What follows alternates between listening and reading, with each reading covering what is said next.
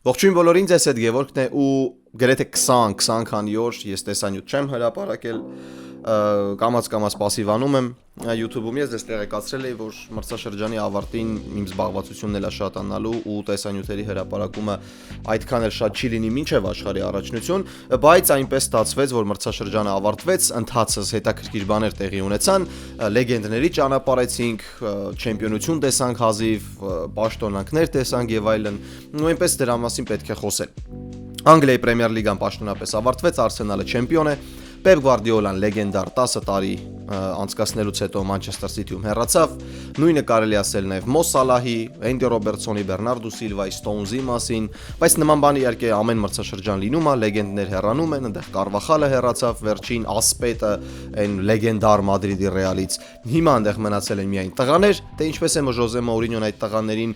դարձնելու տղամարդիկ դեռևս հարց է, բայց այսօր կարծում եմ որ Ռեալ Մադրիդից խոսք չի էլ գնալու, որովհետև կան թեմաներ, որոնք ես դեռ պետք է ուսումնասիրեմ, հետո արդեն առանձին տեսանյութով անդրադառնամ դրանց։ Այսօր հիմնական թեման լինելու է Անգլիայի Պրեմիեր լիգան, ու այսօրվա մեր թեմաներից մեկը, ինչը ես շատ քիչ եմ անում, խոսում եմ հայկական ֆուտբոլից, հատկապես հայ լավագույն ֆուտբոլիստի մասին, Էդուարդ Սպերցյան։ Սպերցյանը պետք է տեղափոխվի այլ ակումբ, այլ թե ուր ու ինչպես։ Դա կքննարկենք այսօր։ Ձեզ միայն մնում է բաժանորդագրվել իմ YouTube-յան ալիքին, հետևել ինձ սոցիալական հարթակներում, Instagram-ում, Telegram-ում, հեղումները թողնում եմ բնութագրի բաժնում եւ առաջարկում եմ ձեզ նաեւ օգտվել ֆուտբոլիստ խանութից, ֆուտբոլային խանութ, ես այս մարզաշապիկը ձեռք եմ բերել հենց այնտեղից 19-20 մրցաշրջանի Մո Սալահ, ես չունեի Սալահի մարզաշապիկ, այնպես որ որպես վերջին հանդիպում Սալահի ես ձեռք բերեցի, որպեսզի նա մնա իմ մտքերի ու հուշերի մեջ։ Գնացեք ֆուտբոլիստ Մաշտոցի 7 դրոփինգ, գնեք ֆուտբոլային մարզաշապիկ եւ դարձեք այս գեղեցիկ սպորտաձևի փոքրիկ մասը։ Քննարկենք թե ինչ տեղի ունեցավ Անգլիայի Պրեմիեր լիգայում եւ դրանից դուրս, որովհետեւ ինձ թվում է թեմաներ ունենք քննարկել։ Դե ինձ թվում է ամենակարևորից ու դա ոչ Պեպն է, ոչ Մոհամեդ Սալահը, Արսենալը պաշտոնապես դարձավ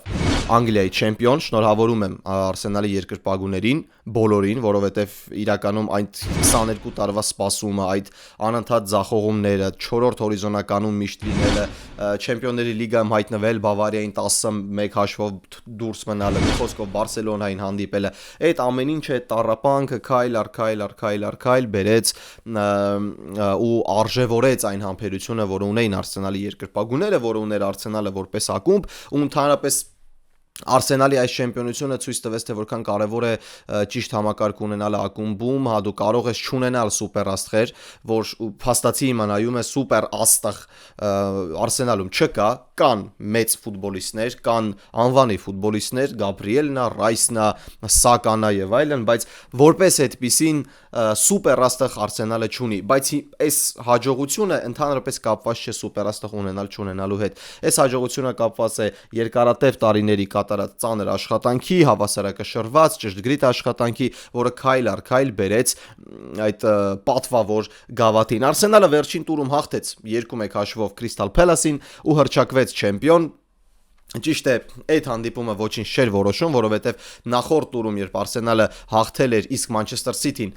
չկարողացավ հաղթել բանին, ում չկարողացավ հաղթել։ Չեմ հիշում։ Էվերտոնին, եթե չեմ սխալվում, չկարողացավ հաղթել ու արդեն պաշտոնապես Արսենալը պոկվեց մրցակցից ու եթե մյուս հանդիպումներն էլ Արսենալը պարտվեր իսկ Մանչեսթեր Սիթին հաղթեր, Արսենալը միևնույն է չեմպիոն էր։ Ես սենց կարող եմ ասել, Արսենալը ամենաստաբիլ թիմն էր այս մրցաշրջանում։ Ես չեմ ուզում պղտորել նրանց հաջողությունը նշելով, որ Սիթին վերջում սայթակեց, ուղիղ մրցակիցները, հա, Լիվերպուլը, Չելսին ընդհանրապես նույն մակարդակի վրա չէին։ Լիվերպուլն ու Չելսին խայտարակ մրցաշրջան անցկացրեցին, ես իմ Telegram-յան հարթակում ընդհանուր ամփոփիչ տեքստ գրել էի Պրեմիեր լիգայի վերաբերյալ, թե որ թիմերն են լավագույնները, որոնք վատագույնները, որոնք underperform արեցին, ու իմ մոտ Լիվերպուլն ու Չելսին տենց underperform-ի տակ եմ դրել, բայց ես շատ վստահ եմ, որ ես հանգիստ կարող էի դնել Պրեմիեր լիգայի վատագույն թիմերի շարքում։ Արսենալը հիմա պետք է պայքարի Չեմպիոնների լիգայի համար, որովհետև երբ հաղթում ես Պրեմիեր լիգան, ունես քո դիմաց 10 օր ու ստացվում է այնպիսի եզրափակիչ, որ 50-50 է, ես շարունակում եմ հավատալ, որ Paris Saint-Germain-ը երկրորդ տարին անընդմեջ է հաղթելու Չեմպիոնների լիգան, բայց երբ որ մենք խոսում ենք եզրափակիչից ու երկու զորեղ թիմերի պայքարից, ոչինչ չես կարող ասել, թե հաստատ ինչ է լինելու, այնպես որ Arsenal-ը ունի բոլոր շանսերը ոսկե տարրերով գրելու իր անունը պատմության մեջ, որ 2025-26 մրցաշրջանում Միկել Արտետան, որը իր պրագմատիկ էլ չէ, ֆուտբոլ, որը իմ համար կոնկրետ ընդունելի չէ, կարողանում է գնալ հաղթել Անգլիայի Պրեմիեր լիգան ու Չեմպիոնների լիգան։ Ինչի համար իմ ֆուտբոլային տեսակետով դա ընդունելի չէ, ես չեմ ասում, որ չի կարելի այդպիսի ֆուտբոլ խաղալ, քավլիցի, եթե դու խաղում ես նման ֆուտբոլ ու ի վերջո 22 տարի չեմպիոն չես դարձել ու հիմա դու չեմպիոն ես, հավատա Արսենալի հանդերձանում բոլորը այնքան թքած ունեն, ու Արսենալի երկրպագուները այնքան թքած ունեն, թե իրանք ինչպես են հաղթել այդ չեմպիոնությունը, որովհետև սպասումն այնքան շատ էր, որ ամեն գնով հաղթել Անգլիայի Պրեմիեր լիգան դարձել էր նրանց համար պարտադիր պայման։ Արսենալը դրան հասավ ու հիմա Արսենալը կարող է ավելի թեթև լարվածությունը իր վրայից գցած փորձի խաղա Չեմպիոնների լիգայի եզրափակիչը։ Չեմ կարծում, որ կգործի համար 1-ով, այսինքն առաջին համարով Արսենալը չի խաղա, որովհետև Paris Saint-Germain-ի խաղաոճը ավելի շատ է տանում դրան, նրանք գնդակով ավելի շատ են եւ այլն, բայց ես վստահեցնում եմ, որ Արսենալը մինչև վերջին վարկյանը կռիվ է տալու Բուդապեշտում։ Ստաբիլ ֆուտբոլ, կայուն խաղացողներ, այո, վնասվածքներ եղան մրցաշրջանի ընթացքում, բայց Արսենալը այնքան ճիշտ էր համակարգել իր կազմը, այնպեսի լավ խորություն ուներ Արսենալը, որ նույնիսկ այդ վնասվածքները, որոնք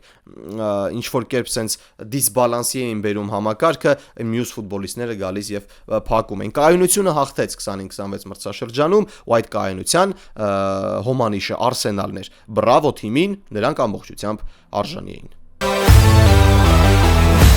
Երկրորդ հետաքրքիր թեման Անգլիայի Պրեմիեր լիգայում դա հրաժեշտներն էին, որը մենք տեսանք ու որի կողքով ուղղակի չկարողացանք անցնել, դա Մոհամեդ Սալահի ու Պեպ Գվարդիոլայի հատկանշական են այդ երկուսը հեռանալն էր, մեկը Էնֆիլդում, մեկը City of Manchester ստադիոնում, շատ էմոցիոնալ օր ունեցանք, Կիրակի էր, այդ չեմ սխալվում, Կիրակի օրը շատ էմոցիոնալ էր, ճանապարհեցինք Պրեմիեր լիգայի պատմության երևի թե մեծագույն վինգերին ու պատմության մեծագույն մարշին, ոչ միայն Պրեմիեր լիգա, այլ նաև ֆուտբոլի պատմության մեծագույն մարշին։ Ես գրեցի, հա, երբ որ Գվարդիոլան հեռացավ, իմ Telegram-ն ալիքում ես ասացի, որ Պեպ Գվարդիոլան իմ մոտ մտնում է պատմության 3 լավագույն մարզիչների ցանկում, իմ կարծիքով շարունակում է իմ մոտ մնալ Կարլո Անչելոտին, ու ես դեռևս սպասում եմ նրան առաջին հորիզոնականում, որովհետև աշխարհի առաջնություն կա, չես է կարող ասել ինչ կարող է տեղի ունենալ։ Այնտեղ կա Սեր Ալեքսն ու Պեպ Գվարդիոլան, բայց ֆուտբոլը փոխելու հիմա մի քիչ Գվարդիոլայի մասին, ֆուտբոլը փոխելու առումով, ֆուտբոլը չեմ ուզում ասել բարթացնելու, այլ շախմատ դարձնելու առումով Պեպ Գվարդիոլան պատմության մեջ լավագույնն է ու դա չի քննարկվում։ Պեպ Գվարդիոլան այն մարզիչն է, որը ապրում էր ֆուտբոլով։ Պեպ Գվարդիոլան այն մարզիչն է, որը միշտ ցանկանում է ինչ-որ բան նոր բացահայտել ֆուտբոլում, փորձում է տարբերվել, դա լավ առումով։ Բոլորս էլ մեր կյանքում, եթե մենք զբաղվում ենք ինչ-որ բանով, մենք ունենք ինչ-որ մրցակցություն X իրավիճակում, դու ուզում ես, եթե իհարկե դու այդպիսի տեսակ ես, դու ուզում ես տարբերվել, դու ուզում ես դիմացինից, մրցակցից ավելին անել, դու փորձում ես նրան միշտ հաղթել, գտնել ճանապարհներ, որոնք կարող են խոցել քո մրցակցին եւ փորձես լինել ել ավելի լավը, քան մնացածը։ Պեպ Գվարդիոլան իրականում հենց այդ տեսակն է ու այդ տեսակը դառնալու մեջ խայտարակ օգտակար է եղել Յուրգեն Կլոպը։ Պեպ Գվարդիոլան երբեք իր մարզչական կարիերայում նման մրցակցության իհարկե չի բախվել, ոչ Իսպանիայում, ոչ Գերմանիայում, ու Գերմանիայում, երբ նրանք առաջին անգամ հանդիպեցին Յուրգեն Կլոպի հետ ու միասին գնացին Անգլիայի Պրեմիեր լիգա, խոսում էր այն մասին, որ երկարատև պայքար է ընթանալու երկու շատ խելացի մարզիչների միջև ու ով հաղթանակած դուրս կգա ցույց կտա միայն ժամանակը։ Եթե նայում ես տիտղոսների առումով միանշանակ հաղթանակած դուրս եկավ Պեպ Գվարդիոլան, բայց եթե նայում ես զուտ մրցակցության առումով, այնտեղ հաղթող ու պարտվող չկար, այնտեղ ուղղակի մենք վայելում էինք ֆուտբոլ, որը կարծում եմ մենք այլևս չենք տեսնի։ Հա, հիշում եք, երբ որ խոսում ենք այնտեղ Մորինյո, Գվարդիոլա, որ եղել էր, այնտեղ պայքարը խաղադաշտից դուրս էր, այնտեղ էլ կլասիկոն, հա, ֆուտբոլ կար, գեղեցիկ էր ամեն ինչ, բայց Խաղային մակարդակներով տարբերությունն ահռելի էր ու Բարսելոնան միշտ ավելի ուժեղ էր, քան Մադրիդի Ռեալ այդ ժամանակաշրջանում, ու Մորինյոն արտաքին ճնշում էր գործադրում Գվարդիոլայի վրա, այդ բախումները խաղադաշտում, իր այդ պրովոկացիոն խոսքերը, իդեպ հետաքրքիր արդյոք Մորինյոն նույն ձև կշարունակի Ռեալում արդեն այս տարիքում, ինչը ես մի փոքր չեմ հավատում, կլինեն այդ կծող բաները պրովոկացիոն, բայց ոչ նույն ձևով ոնց օրինակ այն ժամանակ, այսինքն Հանս Դիտար Ֆլիկին նույն ձև չի վերաբերվի Մորինյոն, որովհետև ինքն էլ է ինչ որ չափով հասունացել է որպես մարդ։ Բայց Պեպ Գվարդիոլան եկավ Մանչեսթեր Սիթի, բախվեց Յուրգեն Կլոպին ու ես զգում եմ, որ իր կարիերայի ամենամեծ աճը, հա, որպես մրցակից, որպես ավելի լավը լինելու, քան քո մրցակիցը եղել է հենց Մանչեսթեր Սիթիի տարիներին, որովհետև Յուրգեն Կլոպը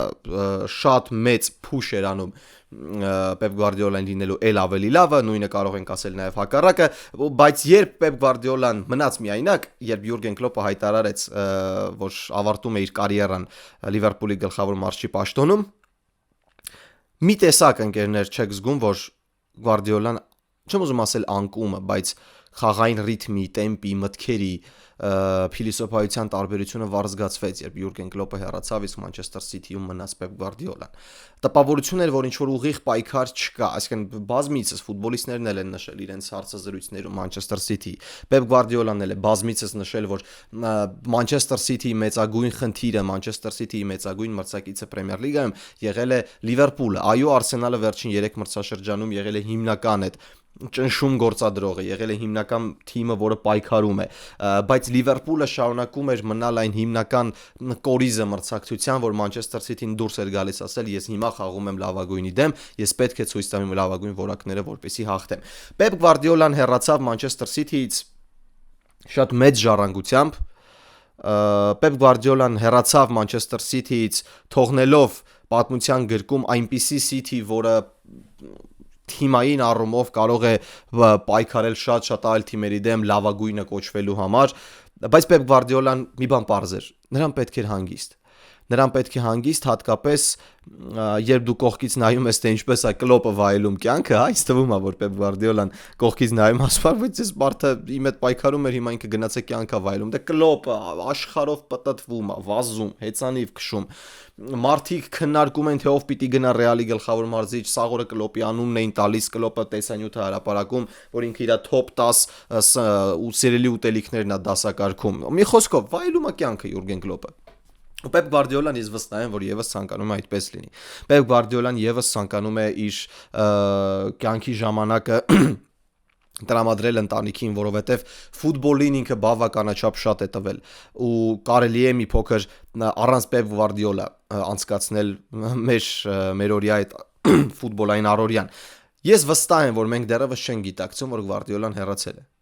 Մենք հասկանում ենք, որ մյուս մրցաշրջանից Գվարդիոլան չի լինելու Մանչեսթեր Սիթիի գլխավոր մարզիչը։ Մենք հասկանում ենք, որ մենք տեսնելու ենք նոր մտքեր, մենք տեսնելու ենք նոր մարզիչ, նոր գաղափարներով եւ այլն, նոր մրցակցություն է ստեղծվում Անգլիայի Պրեմիեր լիգայում, որովհետեւ բացահայտ ոնց են ասում, չէ, ալֆա սամեց,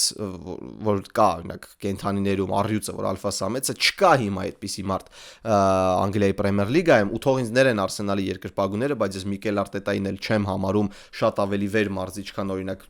Մարեսկային կամ Արնե Սլոտին, բայց Պեպ Գվարդիոլայի հեռանալը մենք կարծում եմ ժամանակի ընթացքում ենք հասկանալու, թե որքան պատասխանատու ու որքան մեծ կորուստ է լինելու Մանչեսթեր Սիթիի համար։ Գվարդիոլայի փոխարեն գալիս է Էնցո Մարեսկան։ Ոճային առումով Մանչեսթեր Սիթին չի տուժելու, որովհետև Պեպ Գվարդիոլայի, այսպես ասենք, 20-ն է աշակերտն է Էնցո Մարեսկան։ Էնցո Մարեսկան այն մարզիչն է, որը ունի հաջողություն top ակումբի հետ, գիտի ինչպես աշխատել սուպերաստղերի հետ, պլյուսն այստեղ այն է, որ Մանչեսթեր Սիթիի ղեկավարությունը շատ ավելի ադեկվատ է, քան Չելսիի ղեկավարությունը։ Էնցո Մարեսկան գիտի, թե ինչպես է պատրաստել Պեպ Գվարդիոլան իր ֆուտբոլիստներին։ Գվարդիոլան ամեն ինչ արել է, որ Մանչեսթեր Սիթին պատրաստի կազմ ունենավ, երբ որ նոր գլխավոր մարզիչը գա։ Մի խոսքով Գվարդիոլան հանճարեղ է ամեն առումով։ Նա չի մտածել միայն իր մասին, նա մտածել է նաև այն մարդու մասին, որը հետագայում կգա, ինչպես դա արեց Յուրգեն Կլոպը։ Ու հիմա շատ կարևոր է, որ այդ կորիզ, այդ գաղափար, այդ ամենը պահի Էնցո Մարեսկան Մանչեսթեր Սիթիում, եւ շատ կարևոր է, որ ֆուտբոլիստներն էլ գիտակցեն, որ այո, Մարեսկան Պեպ չէ, բայց պետք է չի լինել Մադրիդի Ռեալի ֆուտբոլիստների պես, պետք չի լինել հիստերիկ, պետք է լինել համբերատար, որ գուցե այս մրցաշրջանը չստացվի այնպես ինչպես որ պետք է, ու ամենակարևորը վստահել գլխավոր մարզչին առանց այդ արտաքին ճնշում գործադրելու, մեդիա ճնշում գործադրելու, ուղղակի լինել մարզչի կողքին, հասկանալ, որ օրերից մի օր գալու էր, որ Պեպ Գվարդիոլան հեռանալու է։ Այդ օրը եկավ, հիմա պետք է նայել ապագան, իսկ Մանչեսթեր Սիթիի ապագան Էնցո Մարեսկայի հետ կոնկրետ ես տեսնում եմ լավը։ Մնում է Սիթի երկրպագուները եւս դրան հավատան։ Պեպ Գվարդիոլան մեծություն է։ Պեպ Գվարդիոլան այն մարդն է, որը ստիպեց ուշադրություն գրավել ավելի շատ Անգլիայի Պրեմիեր լիգային ու պահել այդ ուշադրությունը երկար տարիներ։ Այո, կային նաև այլ թիմեր, որոնք ունեցան իրենց վաստակը, որպեսզի Անգլիայի Պրեմիեր լիգան հիմա կոչվի աշխարհի լավագույն առաջնությունը, բայց այն, որ այնտեղ Պեպ Գվարդիոլան էր ու դրա համար էլ լիքը պատճառներ կար դա ասելու, փաստ է։ Իսկ հիմա որ Պեպ Գվարդիոլան չկա, շատ հետաքրքիր է տեսնելու թե ինչ վարկանիշ ձեռք կբերի Անգլիայի Պրեմիեր լիգան։ Եվս մեկ լեգենդ, այսինքն ավարտելով Մանչեսթեր Սիթիի թեման, Բեռնարդո Սիլվան ու Ջոն Ստոնսը հեռացան նաև։ Իմ կարծիքով Սիլվան շատ ավելի մեծ ներդրում ունի, չնայած ես դրվագային եթե նայենք ատում եմ Ջոն Ստոնսին, որովհետև Ջոն Ստոնսը հեռացրեց գնդակը գծի վրայից, դարպասային գծից, եթե Լիվերպուլը այդ խաղում այդ գոլը խփեր, իրանք էին չեմպիոն դառնալու, բայց Ստոնսն ու Բեռնարդո Սիլվան իրանք իրականում շատ ինչու է Պեպ Գվարդիոլան ամենաշատը տխրել հենց երևի թե իրանց համար, որովհետև այսպես ասենք Ստոնսն ու Բեռնարդո Սիլվան հատկապես ընկերներ, իրանք մարմնավորում են Պեպ Գվարդիոլայի ֆուտբոլը, այսինքն ֆուտբոլը պետք է խաղաս ոտքերով, բայց դու պետք է ստեղ ունենաս այդ մսի գունդը աշխատող, որ դու կարողանաս ճիշտ գործողություններ անել։ Բեռնարդո Սիլվան մեգա խելացի ֆուտբոլիստ է։ Կա վիճակագրություն, որ Բեռնարդո Սիլվան ամենաշատ օգտագործված ֆուտբոլիստն է Պեպ Գվարդիոլայի կողմից Մանչեսթեր Սիթիի կազմում։ Եթե չեմ սխալվում, երկրորդ տեղում Կևին Դե Բրույնեն է, երրորդը Իլկայ Գյունդողան է, եթե չեմ սխալվում։ Ու փաստացի կիսապաշտպաններ, որտեղ հենց խաղացել է Պեպ Գվարդիոլան, որտեղ էլ նա տեսնում է թիմի ուղեղը։ Ֆանտաստիկ ֆուտբոլիստ Բեռնարդո Սիլվան, որը ոչ պակաս ծանր օրեր է պարգևել ինձ որպես Լիվերպուլի երկրպագու, բայց այդ ամենը հաշվի չառնելով ու չընդունելով, որ Բեռնարդո Սիլվան մեծագույն ֆուտբոլիստ է, իհարկե պետք է չսիրել ֆուտբոլը, իսկ Բեռնարդո Սիլվան իրոք մեծագույն ֆուտբոլիստ է, շատ խելացի, որը դեռևս կարող է խաղալ թոփ մակարդակում, ու հետաքրքիր է տեսնել թե ուր է գնալու Սիլվան։ Նշվում է Յուվենտուսը, նշվում է Բարսան, իմ կարծիքով իրատեսական է ավելի Բարսելոնան, որովհետև խաղաոճով նման է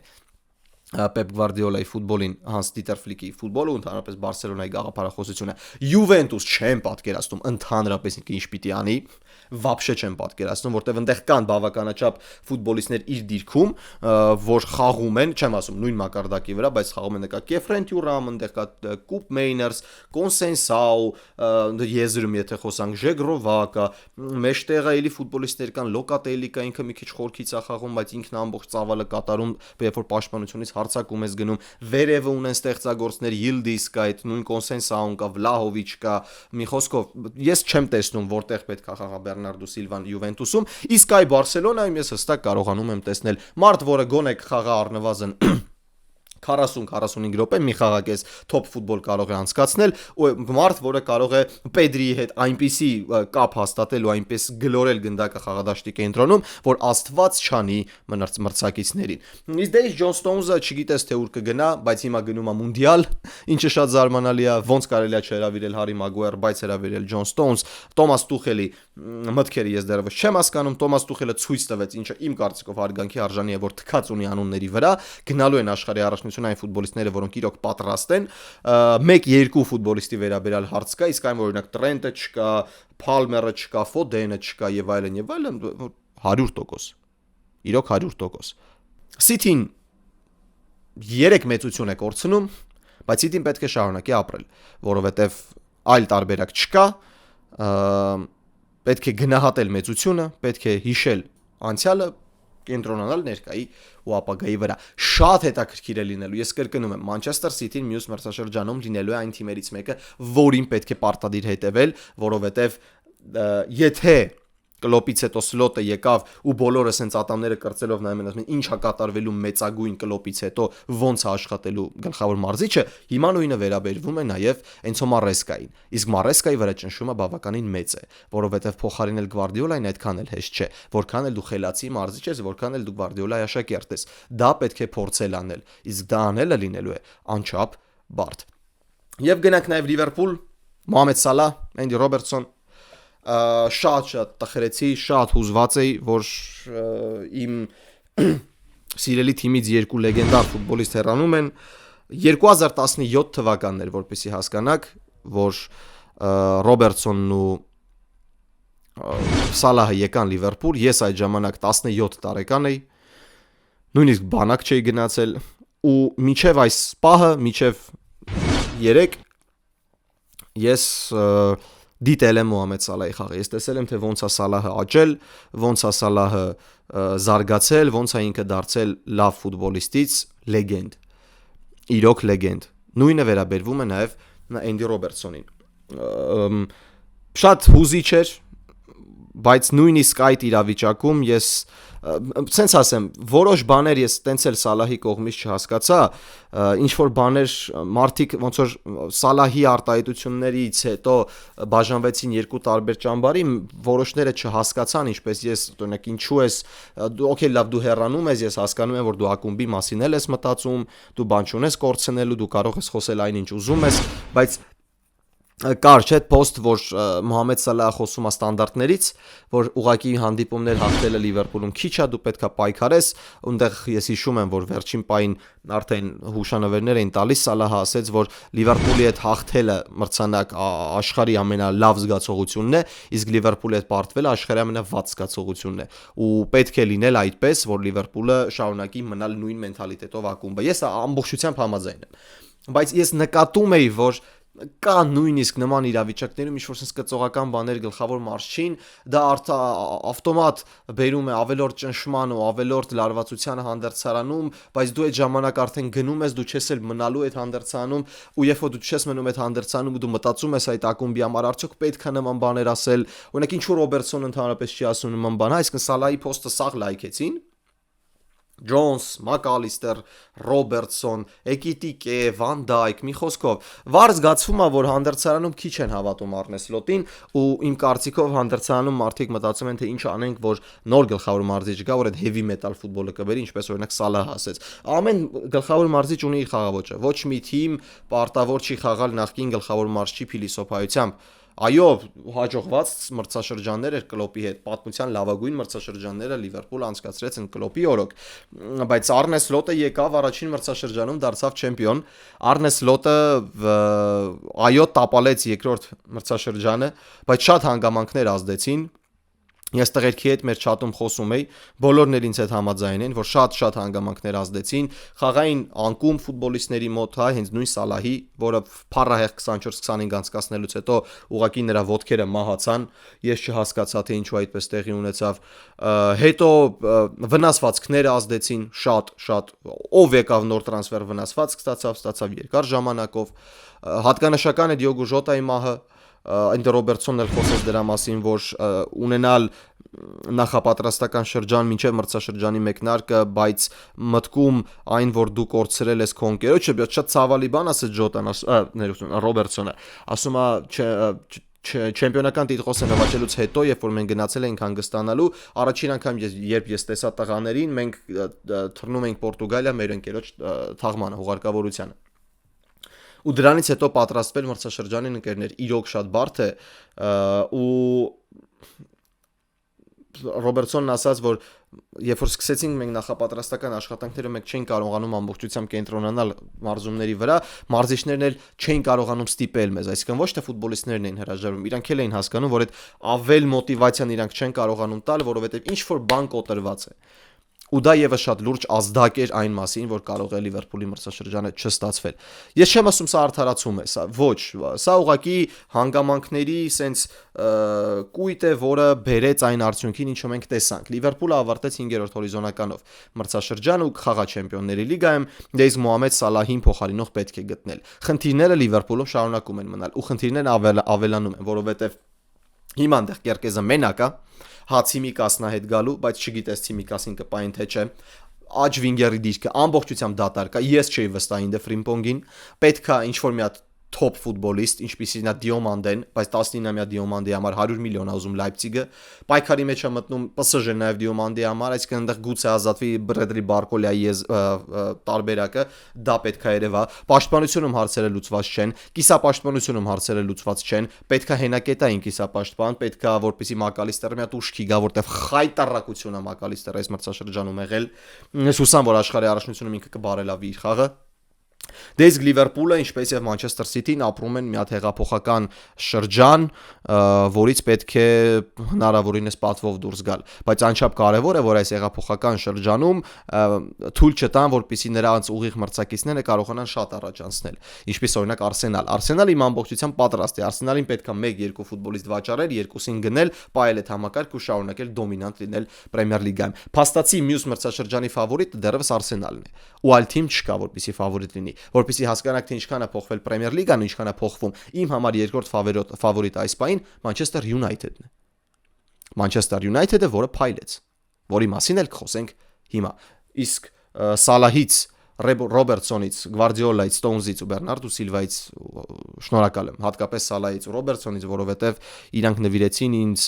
իմ կյանքի ֆուտբոլային երկրպագուի կյանքի լավագույն տարիները, ու որոնք երբեք չեն մոռացվի։ Ու հատկանշական է, որ Մոհամեդ Սալահն այնքան լեգենդար է, որ երբ արդեն սովորություն էր դարձել Պրեմիեր լիգայում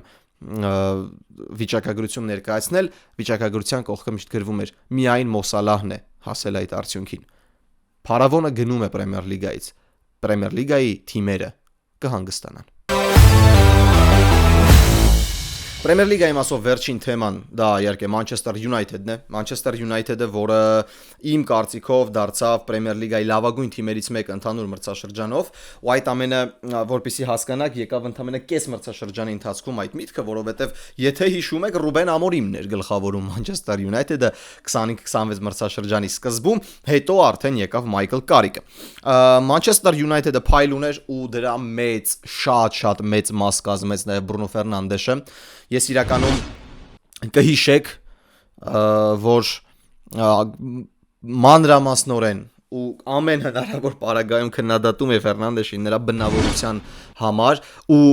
ոչ մեկ էլ չի կարող ինձ ասի, որ նույնիսկ այդ քննադատության ժամանակ ես չէի գովում կամ չէի ընդունում Բրունո Ֆերնանդեշի խաղային որակները, որը ֆանտաստիկ են։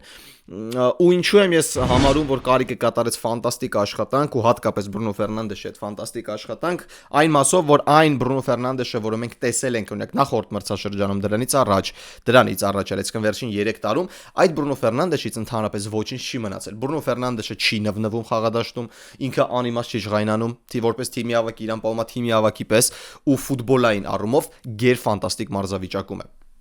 Բրունո Ֆերնանդեշը անցավ Թիերի Անրիի եւ Կևին Դե Բրույնեի ռեկորդները։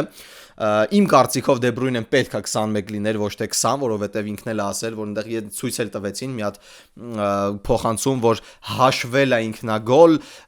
բայց դա գոլային փոխանցում պետք է հաշվվեր։ Համենայն դեպս նման իրավիճակ ստեղծվեց նաեւ Բրայթոնի հետ պայքարում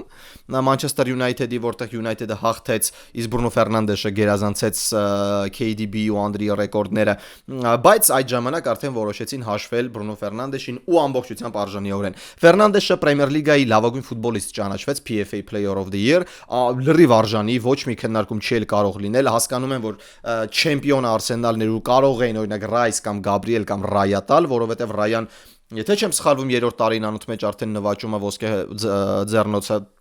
ամենաշատ 4 հանդիպումներ անցկացրած դարպասապահը որպես նկարելի էր տալ չեմպիոններին, բայց եթե նայում ես ինֆլուենսով, եթե նայում ես թե ինչ է տվել թիմին ֆուտբոլիստը ու ինչ կարևոր է տվյալ անհատը թիմի համար խաղային որակը բարելավելու նոր նշաձող դնելու համար, Բրունո Ֆերնանդեշը ես վստահ եմ, որ մրցաշրջանում լավագույնն էր։ Այդպիսի ֆուտբոլիստ էր օրինակ մրցաշրջանի ընթացքում Սոբոսլայը, այդպիսի ֆուտբոլիստ էր ինչ որ ժամանակահատվածում օրինակ Մոյզես Կայսեդոն Չելսիում, բայց այնքան անկայուն էին այդ թիմերում մնացածները, որ այդ ֆուտբոլիստների ոնց որ վաստակը քիչ երևաց։ Իսկ Բրունո Ֆերնանդեշը նկատելով, որ թիմը աճ է հոգեբանորեն ապրում, ֆիզիկապես, մարտավարորեն, տեխնիկապես բոլորը աճում են, պլյուս ֆուտբոլիստներ կան, որ over performance են ցույց տալիս, օրինակ Կազեմիրոն։ Կազեմիրոյի մրցաշրջանը Manchester United-ում դա կարելի է համարել over performance։ Ոչ թե նրա ամբողջ կարիերայում, այսինքն նման բան չի ունեցել եւ ինքը չէ, Կազեմիրոն էլիտար հենակետային էր, բայց Manchester United գալով ինքը խաղացել է միշտ իր նույն դիրքում, բայց նման մրցաշրջան չի անցկացրել։ Դա եւս Մայքլ Կարիկի վաստակն է։ Բրունո Ֆերնանդեշը դարձավ տարվա լավագույն ֆուտբոլիստ։ Բրունո Ֆերնանդեշն ամբողջությամբ արժանի էր։ Երկար ենք սպասում, որ Ֆերնանդեշը այս մակարդակի կասնի Անգլիայի Պրեմիեր լիգայում ու թիմն էլ կլինի այնպիսին, որ Բրունո Ֆերնանդեշի լավի վերաբերյալ ավելի շատ կխոսենք, օրինակ վատ որակների բնավորության եւ այլն եւ այլն։ Շատ կարեւոր է ընկերներ, ես կրկնում եմ։ Ես դա ասել եմ մրցաշրջանի այն հատվածից, երբ Կարիկը եկավ եւ Manchester United-ը սկսեց լավ գործել։ Բոլորս էլ հիշում ենք, հա, շատ մարզիչներ կհիշենք, որոնք եկան վառվող տանը հանգցնելու այդ կրակը ու փրկելու այդ տան մեջ գտնվող մարդկանց, հա, կհիշենք վստահաբար։ Այնտեղ Ֆրենկ Լեմպարդը եկավ փրկեց Չելսին, Շոն Դայչը քանի անգամ է իջել ներքևից այդ relegation-ի համար կռվող թիմերին հանել վերև, վստահաբար կարող ենք հիշել, եթե հետ գնանք Դիմատեոին կրկին Չելսիում, հա, մարդիկ, որոնք եկան այրվող տեղը փրկելու, բայց հետո ստացան ամբողջական մրցաշրջան, տրանսֆերային իրավունքներ, ֆուտբոլիստներ ընտրելու ու ձեռք բերելու ու տապալվեցին։ Հիմա շատ հետաքրքիր է ինչ կանի Մայքլ Կարիկը։ Ինչպես է պատրաստվում ինքը փոխել թիմը, ինչ համալրումներ է պատրաստվում անել Manchester United-ը, ոնց ում շուրջա կառուցվելու Manchester United-ը 99% վստահ եմ, որ դա լինելու է Բրունո Ֆերնանդեշը, հարցակման գծում պետք է ֆուտբոլիստ, խորություն է պետք հարցակման գծում, պաշտպանությունում կան խնդիրներ, որովհետև որոշակի համոզմունք ունեմ, որ կան ֆուտբոլիստներ, որոնք պետք է հեռանան, հենց մեկ այնտեղ ինձ թվում է չպետք է մնա Դալոն, աջ պաշտպան այդ դեպքում պետք, մի հատ կենտրոնական պաշտպանը լավ պետք, որովհետև այո կա Լիսանդրո Մարտինես, Դելիքտ Մագուայր, բայց թե Լիսանդրոն թե Դելիքտը իրանք պարբերաբար վնասվածքներ ստացող ֆուտբոլիստներ են, իսկ ակադեմիայի վրա հույս դնել միշտ այդքան էլ պետք չէ։ Լենի Յորոն հիասթափություն էր իրականում ու կենտրոնական պաշտպան է պետք։ Սենե Լամեսը ճանաչվել է Rookie of the Year, այսինքն տարվա հայտնություն, որպես այդպեսին Manchester United-ում, բայց ես շարունակում եմ պնդել, որ Սենե Լամեսը ինքը լավ դարպասապահ է, ինքը Յան Օբլակի ոճի դարպասապահ, որը լարվածություն ընդհանրապես չի զգում, երբ դրա դարպասին հարվածում են կամ գրոհում են, բայց չգիտեմ, պետք է հասկանալ, թե ոնց է վարվելու Manchester United-ը կոնկրետ դարպասապահի մասով։ Պետք է հասկանա Կարիկը թե ինչ անելու այն ֆուտբոլիստներից, որոնք վերադառնալու են վարձավճարից։ Դրանք են Ջեյդեն Սանչոն, դրանք են Մարկոս Ռեշֆորդը, դա է այնտեղ այլ ֆուտբոլիստներ, Անդրե Օնանակը, որ պետք է վերադառնա, պետք է ինչ որ ձև ազատվել այդ ֆուտբոլիստներից, եթե իրանց հետ չես ցանկանում խաղալ։ Մարկոս Ռեշֆորդը, որ ընդհանրապես փակեց բոլոր ճանապարհները դեպի United, որ դառնալով Իսպանիայի չեմպիոն շնորհակալություն հայտնեց Էմերին, Աստոն Վիլային, Անգլիային, Բարսային ու Դիտեր Ֆլիկին, չնշելով ընդհանրապես Manchester United-ին, երբ որ շատ United-ի երկրպագուներ աջակցում էին հենց Մարկոս Ռեշֆորդին ու դեմ էին դուրս եկել ղեկավարությանը։ Մի խոսքով Բրունո Ֆերնանդեշը ֆանտաստիկ է, Manchester United-ը ավարտում է մրցաշրջանը երրորդ հորիզոնականով, պետք է նոր համալրումներ, պետք է Կազեմիրոյի փոխարինող գա, պետք է հարցակման ու պաշտպանության գծում ամրապնդումներ, շատ հետաքրքիր է նաև հետևել լինելու բանին Manchester United-ին ու շատ խառը տրանսֆերային պատուհան է լինելու, որովհետև աշխարհի առաջնություն կա, աշխարհի առաջնությունում կարող են մարդիկ այնպես վարվել, որ գուցե տպավորություն ստեղծվի ու իրանք փայլող են, զարթեն, բերես ու իրանք հանգեն, ինչպես օրինակ Ամրաբատը եղավ նույն Manchester United-ի համար։ Տեսնենք, Manchester United-ը եւս հետաքրքիր թիմ է, որին պետք է հետևել, բայց այս մրցաշրջանը ինչպես անցկացրել է United-ը հատկապես Կարիկի օրոք, միայն գովեստի խոսքերի արժանի։ Տոտենհեմը դուրս չմնաց Անգլիայի Պրեմիեր լիգայից, Ռոբերտո Դե Զերբին փրկեց Տոտենհեմին այդ ցավից, գնաց Championship West Ham-ը, իրականում եթե նայում ես նեյտրալ երկրպագուի համար փոքր տխուր կլինի տեսնել Պրեմիեր լիգան առանց West Ham, բայց եթե նայում ես Championship-ին ու գիտես անգլիական ֆուտբոլի պատմությունը, հասկանում ես, որ դու 15 տարի անց, հա, 15 տարի անց կարող ես տեսնել West Ham Millwall դերբին, պատմական դերբի, ինչպես օրինակ Նյուքասլ Սանդերլենդը, որ իրար ատում են, Վեսթ Հեմն ու Միլվոլը եւս իրար ատում են ու դա հետեւ լինելու է շատ հետաքրքիր։ Վեսթ Հեմից մի շարք ֆուտբոլիստներ կհեռանան, թիմեր կլինեն, որ կուզեն, իսկ Վեսթ Հեմը այդ եթե չեմ սխալվում կանոնադրությամբ ինքը ավելի քիչ պետքա վաճառի ֆուտբոլիստներին, որ ընդ ֆինանսական fair play գա բալանսի, ֆուտբոլիստները պետք է գնան, որոշ ֆուտբոլիստներ չել ցանկանա խաղալ Championship-ում, իրանք կհեռանան, չգիտեմ, Bowen կարա լինի Մատեուշ Ֆերնանդեշ, որի հետևից արդեն մի շարք թիմեր գնում են, այնտեղ կան այլ ֆուտբոլիստներ, Կաստելյանոսը կա, որ կարող է վերադառնա Իսպանիա, այնտեղ Սամերվիլ կա, որին կուզեն հաստատ Իտալիայի կամ Գերմանիայի թիմերը։ Մի խոսքով, Վեսթ Հեմը շատ վատ ղեկավարման բանում շնորհիվ լավ պատճառով, շնորհիվ վճակերտների մեջ հայտնվեց մի իրավիճակում, երբ Վեսթ Հեմը հաջողակ էր երկու մրցաշրջան առաջ Վեսթ Հեմը նվաճեց երկու կամ 3 մրցաշրջան առաջ Վեսթ Հեմը նվաճեց կոնֆերենցիաների լիգան, հիմա պայքարում է ստույգ թե ինչպես վերադառնալ Championship-ից Premier League-ա, դա շատ տխուր է, դա ղեկավարության մեղավորությունն է, ոչ մի տրանսֆեր չէր աշխատում, ոչ մի տրանսֆեր դիպուկ չէր, ուժեղ ֆուտբոլիստներ չկան, լավ ֆուտբոլիստներ հեռացան, նրանց փոխարինողներ չբերեցին ու արդյունքը իհարկե այսպեսին էր։ Նույնը վերաբերվում է նաև Տոտենհեմին, ուղղակի Տոտենհեմում որակապես ֆուտբոլիստները մի փոքր ավելի բարձր են, քան օրինակ Վեսթ Հեմինը, դրա համար ավելացավ նաև այդ առանց գնդակի մեգա լավ ֆուտբոլ խաղացող Դեզերբին մցրեց դետալներ Տոտենհեմի ֆուտբոլի մեջ ու կարողացավ պայել նրանց Պրեմիեր լիգայում։ Եթե նայում ես վիճակագրությանը, Տոտենհեմը առանց գնդակի Դեզերբի գալուց հետո Պրեմիեր լիգայում լավագույն թիմն էր, որը շարժվում էր խաղադաշտում, որը լավագույնն էր պրեսինգով։ Այո, դա այդպես է։ Տոտենհեմը եւս հայտնվել է այս իրավիճակում սխալ ղեկավարման պատասխանատվության հիման վրա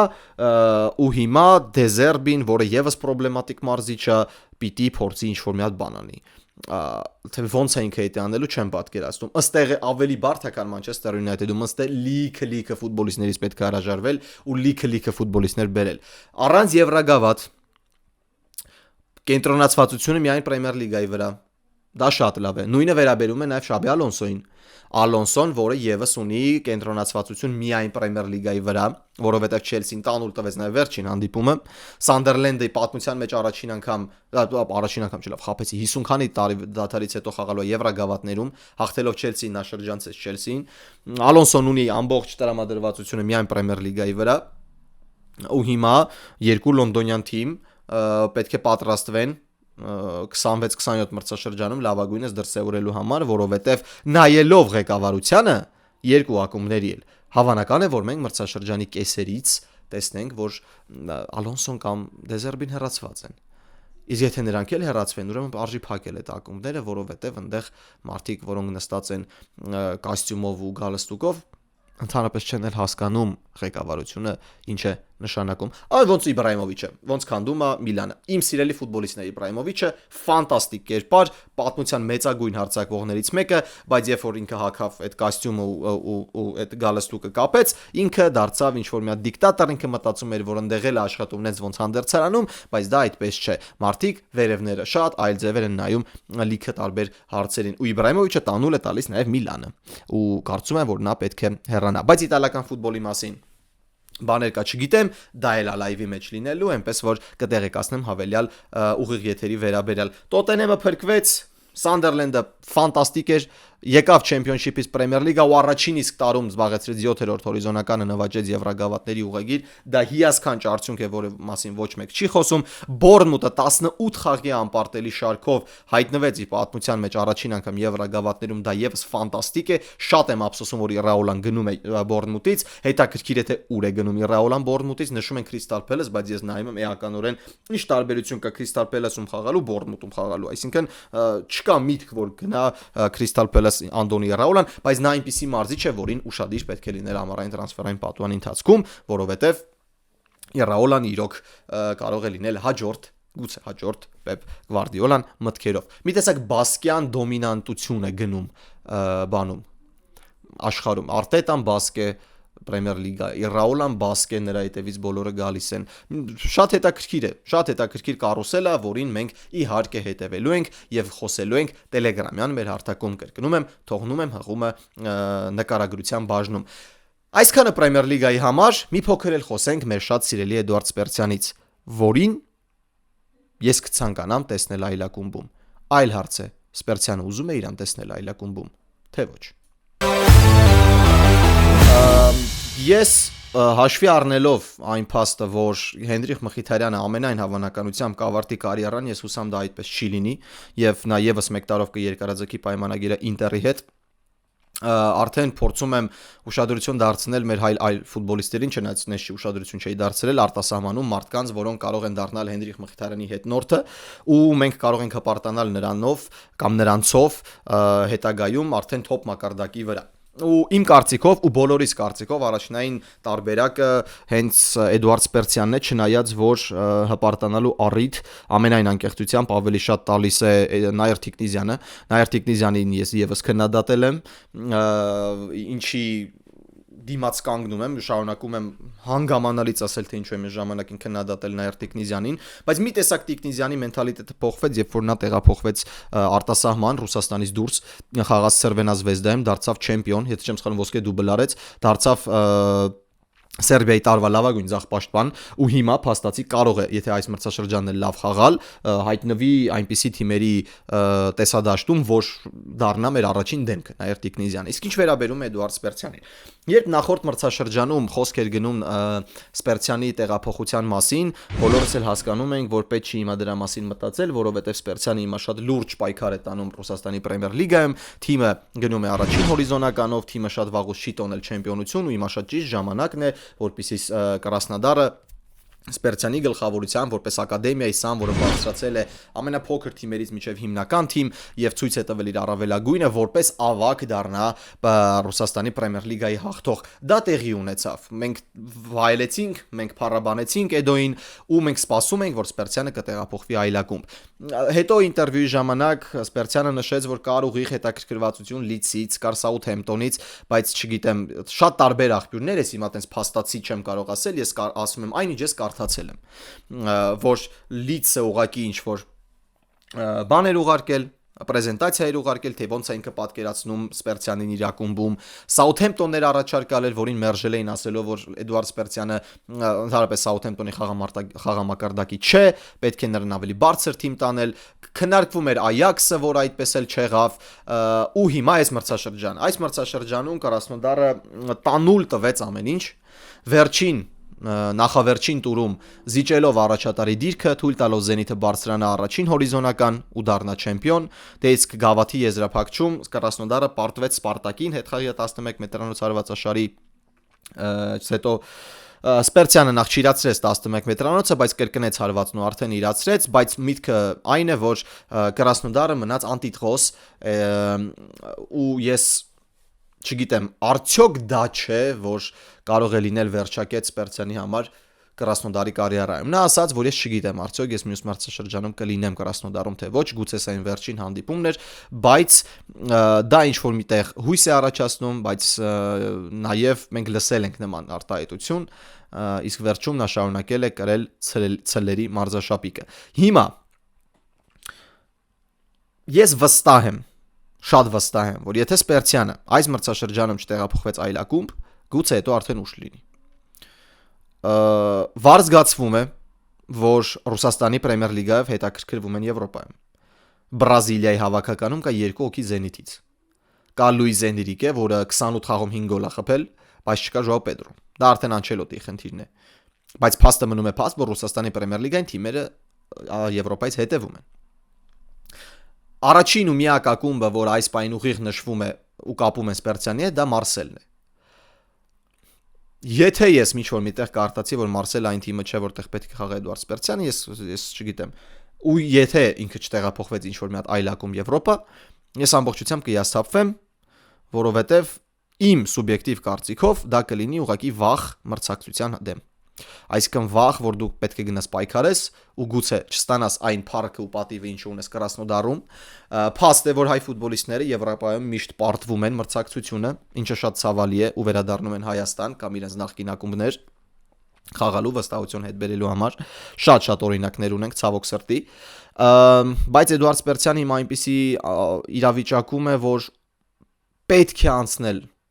այս հարթակը պետք է անցնել։ Պետք է անցնել ու գնալ Եվրոպա, փորձել այնտեղ։ Դու կարող ես հաջողել, կարող ես չհաջողել, բայց փորձելը ու հավատալը, որ դու կարող ես, ամենակարևոր բաներից մեկն է։ Ես խոսում եի ինձ շատ թանկ մարդու հետ ու խոսում եի հավատի մասին, շատ կարճ տևեց այդ խոսակցությունը, բայց ես ասացի, որ